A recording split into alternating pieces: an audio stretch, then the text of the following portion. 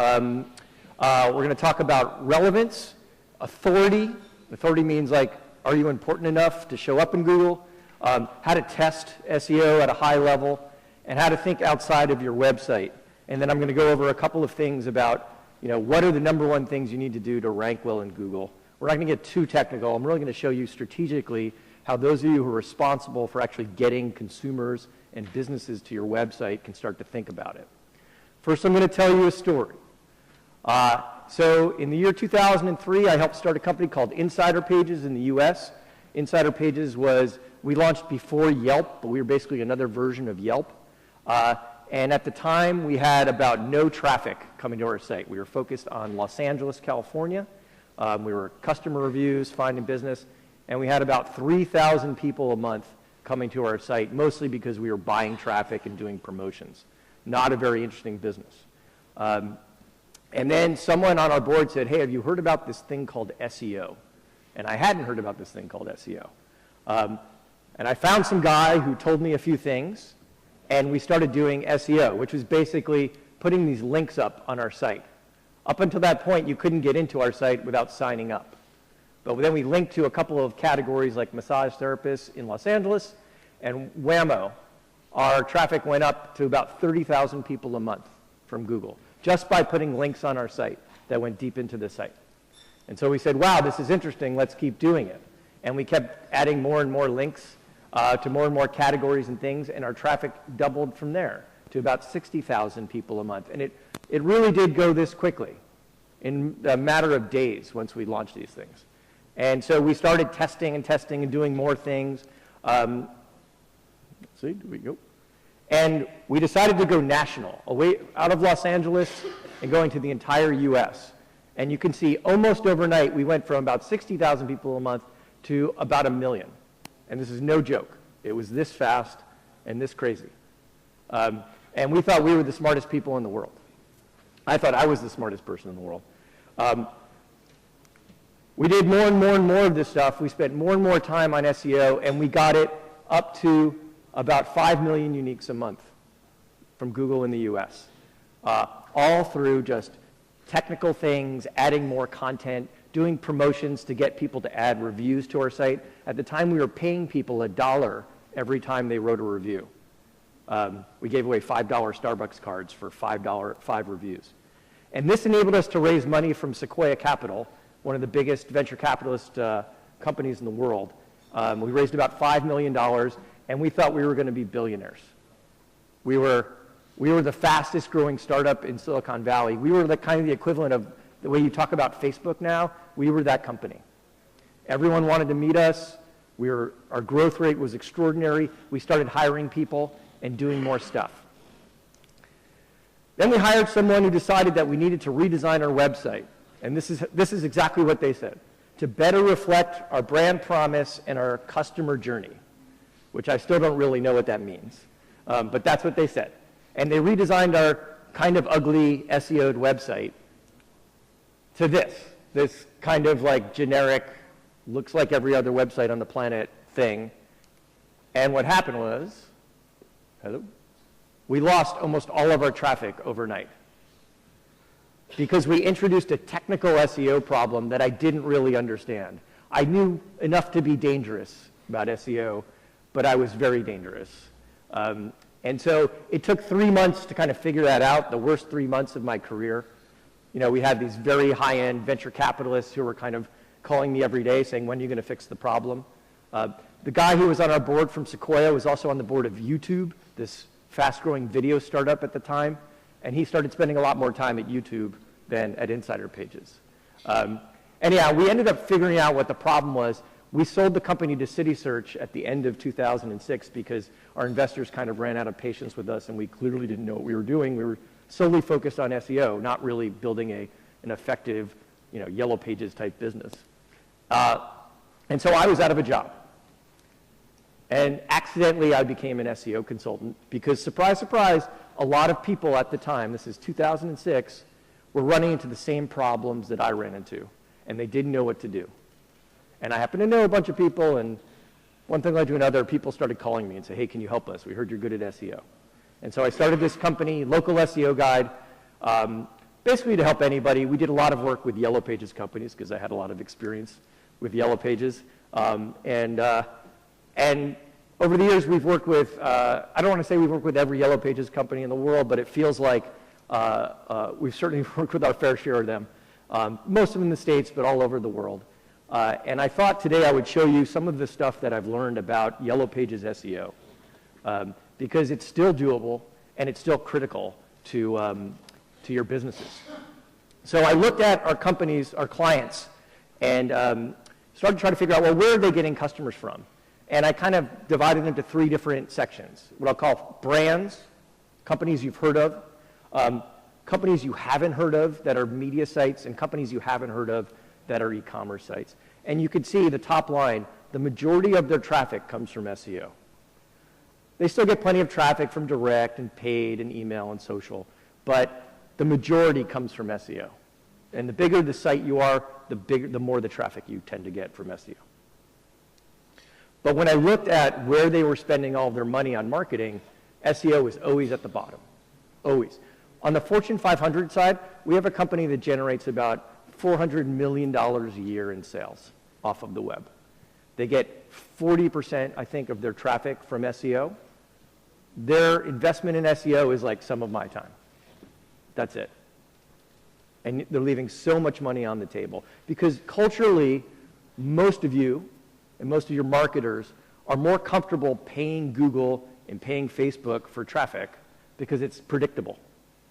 It's easy to spend $1 and see what you're going to get, versus SEO is this weird, frustrating, black boxy thing that you're not really sure how it works. But the sad news is that it ends up subsidizing every other marketing channel you have. If your SEO goes in the tank, your business goes in the tank, for the most part, unless you're really good at buying traffic. Maybe many of you are. Now, unfortunately, it's Google's world. Maybe not in China, where it sounds like it's WeChat's world. But most everywhere else, Google and Facebook pretty much duking it out for attention. And Google has been doing a lot lately to kind of get in between your advertisers, your site, and your customers. So I'm going to show you a few things that are typical of what Google is doing in search results. So this is called the knowledge panel. Typically, this is driven in local search by something called Google My Business, which is the business listing that Google provides for local businesses. Whenever if you have a Google My Business page and you search for that company, this thing will typically show up and draw all the attention away from all these local search directories like Yelp and MapQuest, et cetera, super pages. It's got the name, it's got the phone number, it's got pictures, it's got reviews, it's got all sorts of stuff. Local packs, a few years ago, this went global, anchored at the top of every local search result, every result that Google determines is local in intent on both mobile and desktop. You have to have a physical location to show up in these things, so that means directories tend not to show up there, except when someone searches for like Yellow Pages company in Siem Reap, right, which is a small search query. Images, another example of how Google is kind of distracting people from search. So a lot of people post images of retail shops and they show up in the search results, and that's what gets the clicks. Reviews. So Google has made a huge investment over the last several years in terms of understanding reviews all over the web and then creating ways for people to review businesses on Google. And they show these star ratings all over the search results, which again attract a lot of clicks and attention. This has been a really recent growth of a search result, instant answers and related questions. About 2 or 3 years ago, Google decided that it was going to start to summarize answers in its search results of popular and not so popular queries. And so you've seen these pop up all over the place, these kind of, we call them answer boxes. And what this really was Google laying the groundwork for voice search. If you have a Google Assistant, you say, okay, Google, in this case, what's spray foam insulation cost? It will read you this result. And so these things are popping up on many, many more results over the last 2 years and are hijacking a lot of the search traffic that used to go to the results that were below. They've also started putting these things in. People also ask, which are basically popular related questions to this search query. And again, these distract humongously from the rest of the search results that are down here. So in the US, I took a look at the top 5 local directories in terms of estimated Google traffic. And I tried to figure out, well, how many results are they showing up for that hit these specific types of search features? And we use a tool called SEMrush that kind of tries to database all those kind of features. And what you can see is the top 5 local directories were showing up for knowledge panel and results that generated knowledge panel and local packs. They were showing up pretty well. This is using a system called Mozcast that tries to figure this out for all sites across the internet. So it's pretty similar numbers. But when you look at reviews, search results with reviews, only 22% of the search queries showed local directories versus 37% for all sites in general. And if I took Yelp out of the equation, only 14% of directories showed up. Same thing with instant answers and related questions. Only 2% of the search queries that the top directory showed up for had instant answers, whereas it's 26% for the internet as a whole. And so what this means is that outside of Yelp, local directories are really bad at generating reviews on their site that would enable them to show up for these queries. And they're really bad at generating answers to commonly searched questions. So we like to say the best SEO investment you can do is create a product that people want to use. Create something good. Don't worry about SEO. Get the SEO stuff right, but create something good. And if you can do that, then you've got to know how to squeeze every last drop of SEO out of it. And this is really going to help your business. Now, I can't really help you with creating something good.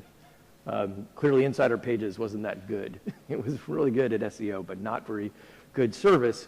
But you know what's good in terms of a local directory site, or you should know. And now I'm going to show you how to squeeze a lot of SEO juice out of it.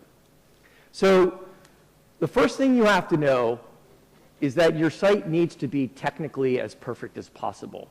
And I'm not going to tell you technically how to do it. There's a lot of minutia in how to technically SEO your website. It's fairly well understood. But this is an example of a big directory site we worked with, a startup, where we started getting them to do technical SEO fixes, and you can see that started to work over time.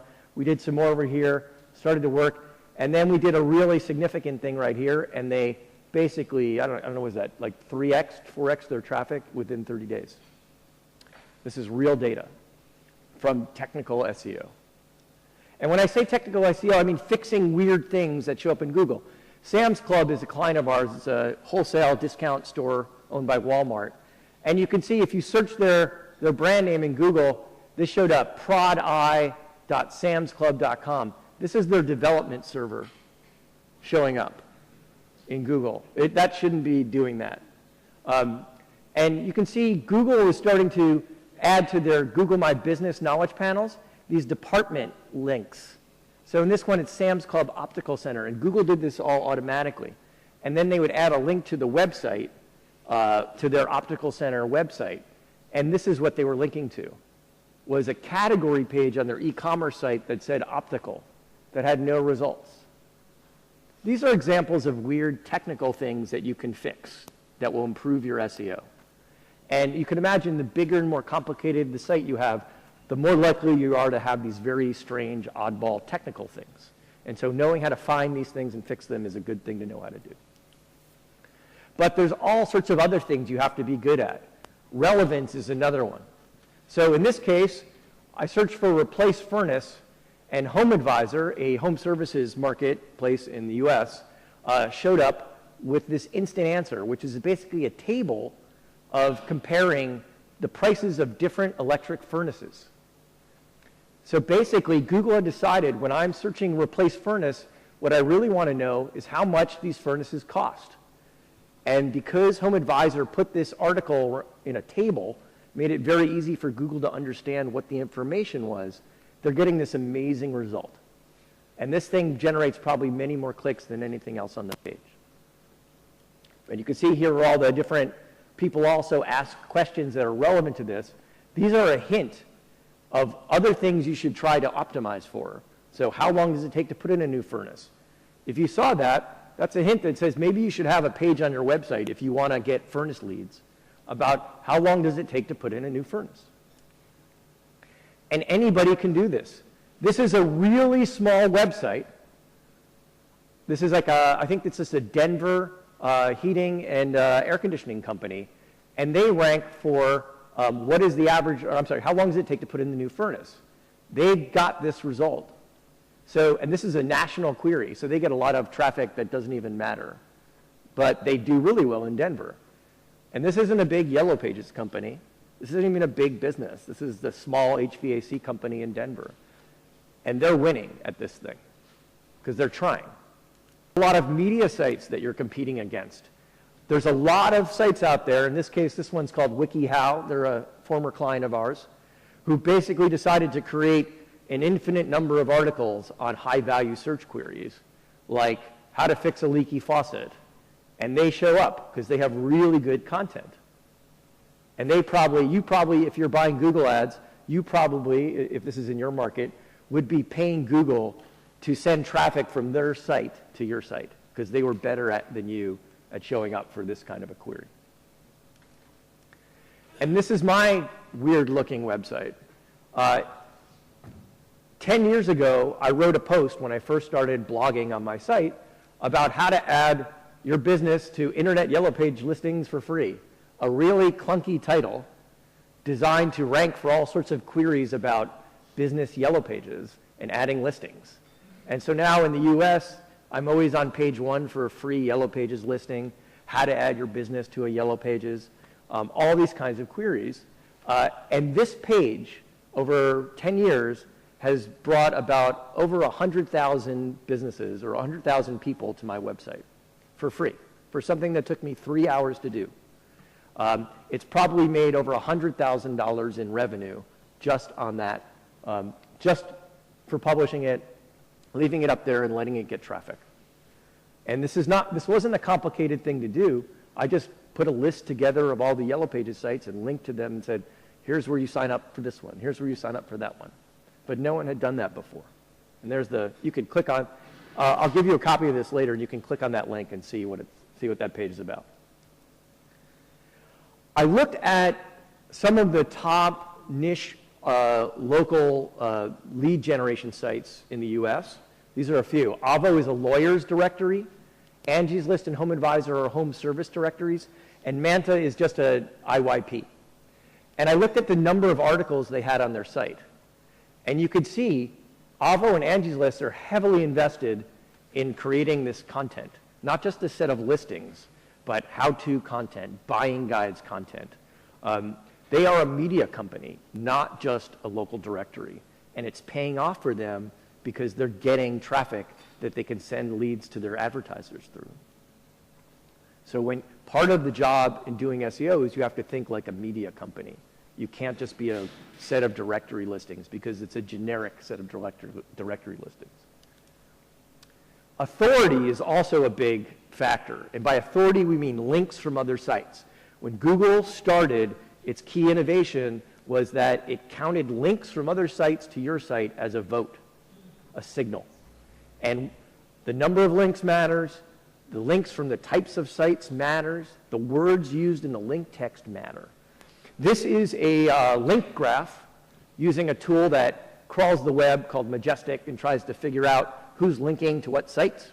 This is for Thumbtack.com. They're a US-based home services startup that is growing like crazy. I think they're worth like $200 million or something like that. And this is the graph of links they've gotten over the years. Steady rise. If you are not getting links to your website, your SEO probably won't work very well. These guys were hugely focused on getting links. And here's how they did it, or at least one of a few ways they did it. In 2012, they started a survey of all their advertisers called a Small Business Friendliness Survey. And so they basically reached out to every advertiser in every city, and they published the results of this survey on their city pages. So this is on their Dallas page.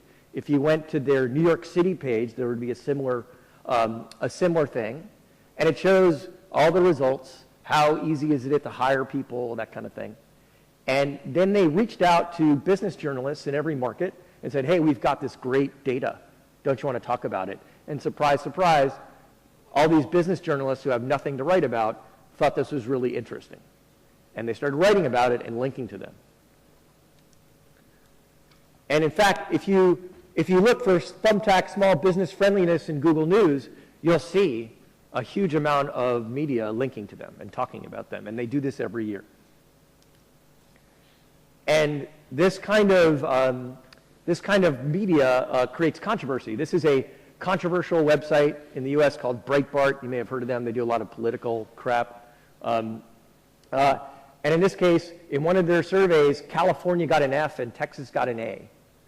And California and Texas are big rivals in a lot of ways. And so these guys loved writing about how much California is bad for business. And by the way, it linked right to Thumbtack. The state of Utah was the best place for small business in their survey. So they reached out to the governor of Utah's office and said, don't you want to promote this with us? And they did. And so the governor issued a press release, and this got picked up all over Utah. Thousands of articles, thousands of links to Thumbtack.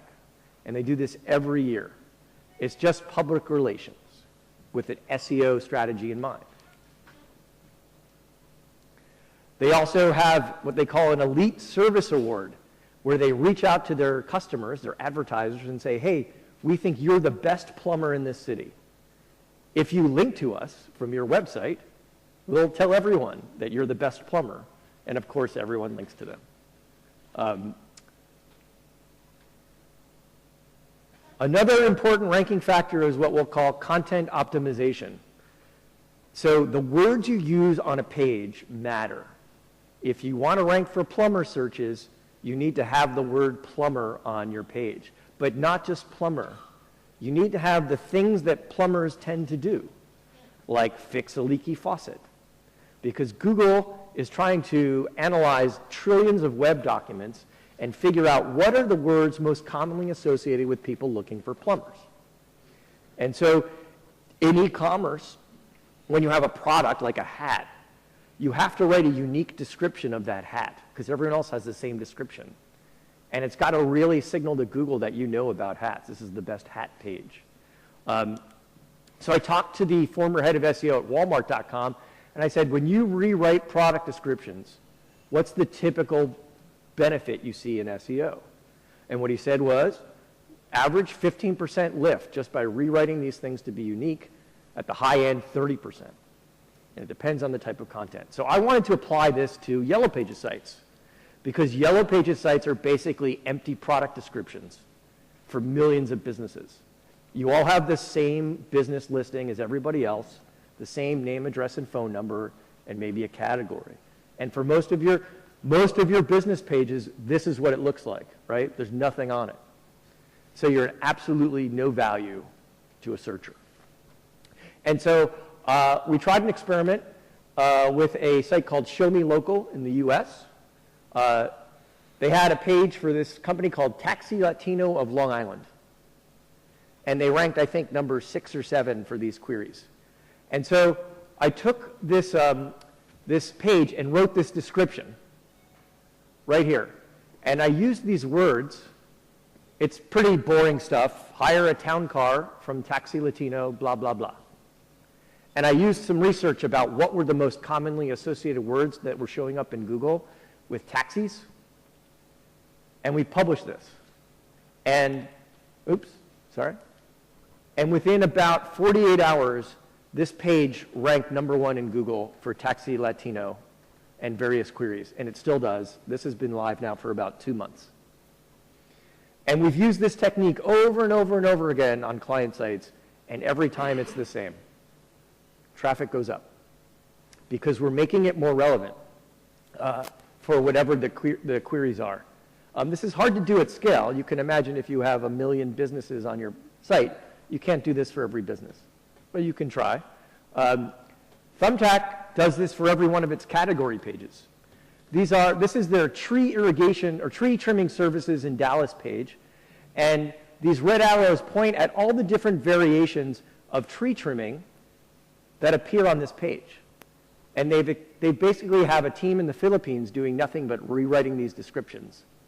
And you can see trimming trees, lawn care services, tree removal services, local tree service, pruning trees. These are all relevance words for tree trimming.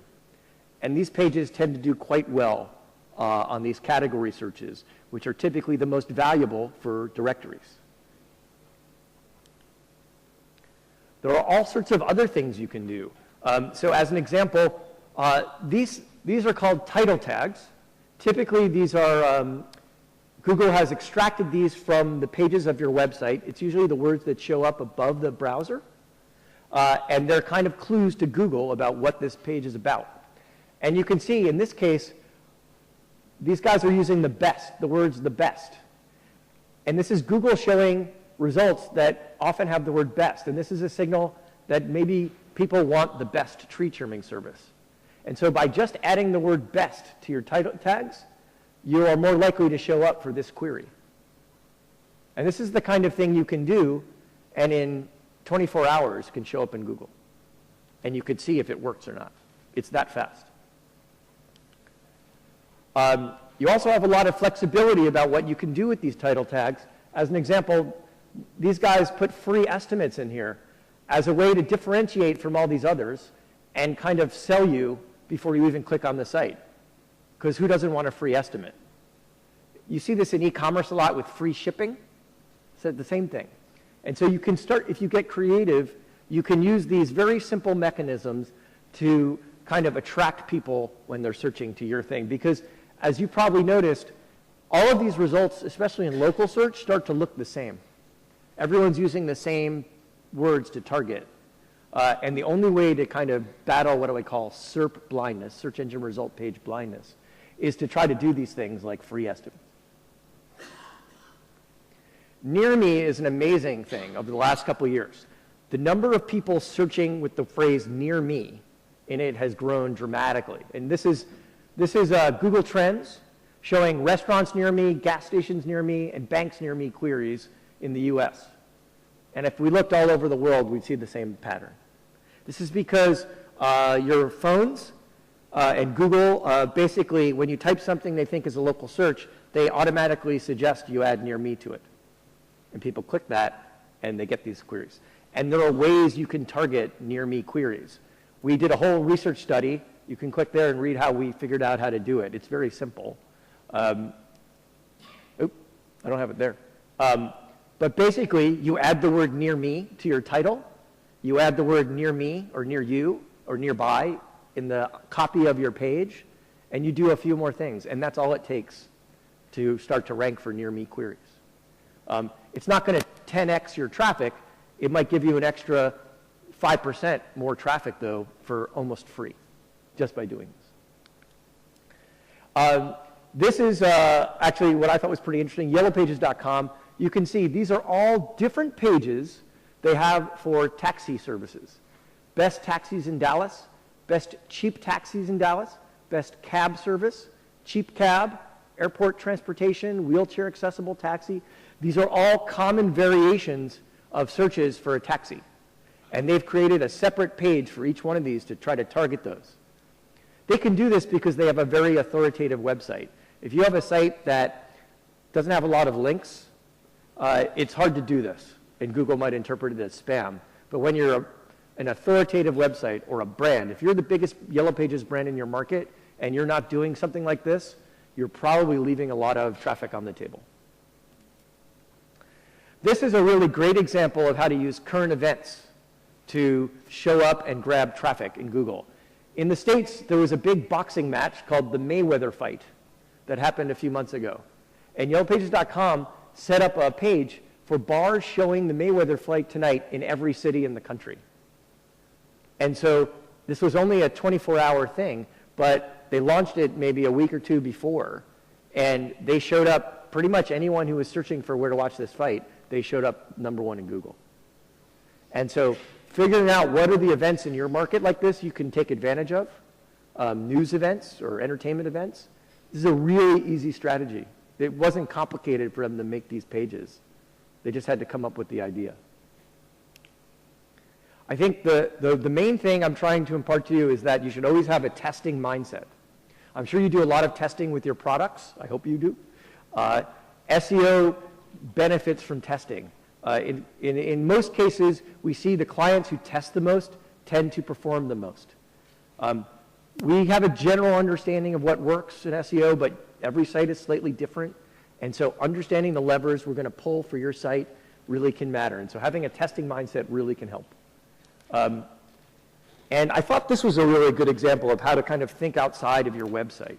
Facebook, as we've heard, has purchased many companies that are not Facebook. Oculus, WhatsApp, Instagram, all separate brands. You can do the same. TripAdvisor does this.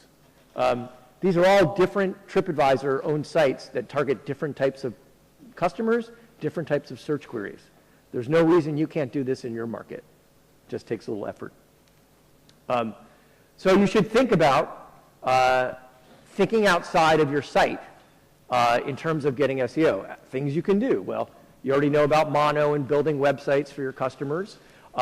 Google My Business, focusing on how to get more traffic for your customers out of Google My Business. Sites like Foursquare. Building store locator pages for your customers. This is actually a big growing business in the States. I'm not sure outside, but just building directories for brands can be an effective link building strategy for you and an effective SEO strategy for your customers. There's a lot of outside the box strategies you can take. So the things you can do right now to think about this. One is just get attention for your site. Get links. Start answering questions that your consumers are asking and your advertisers are asking. Oops, sorry. Understand what your customers and your advertisers are searching for. By the way, you can just do SEO to get more advertisers, which a lot of you guys don't do at all. Think about how do we show up more for people looking for a website, people looking for SEO help, that kind of thing. Always be testing, and don't just rely on your website or a single SEO tactic. And definitely, if you do not have a responsive site right now, meaning a site that adapts to a mobile browser, you should seriously consider making that your #1 priority for the next 6 months. Google is moving towards what's called a mobile-first index, meaning the mobile experience of your site matters more than the desktop experience for your rankings. So if you're not fully responsive right now, you should be thinking about how to do that. Sites that we see set up with a separate mobile domain and a separate desktop domain always have problems with SEO. We actually like it because it means they need to hire us to do more stuff. And so we like to say that SEO is always the lowest priority until it's not. No one wants to invest in this kind of stuff. It just seems like a very frustrating, hard to understand, ridiculous channel. People are much more comfortable buying traffic from Google and Facebook. But in our experience, if you're not investing in this channel, you're leaving a lot of money on the table. And with that, I will say thank you. I've got a copy of this presentation up on our website at ALSMA 2017. This is how you can get in touch with me. I'll be around. And if you have any questions, I'll be happy to answer. Thanks, Andrew. All right.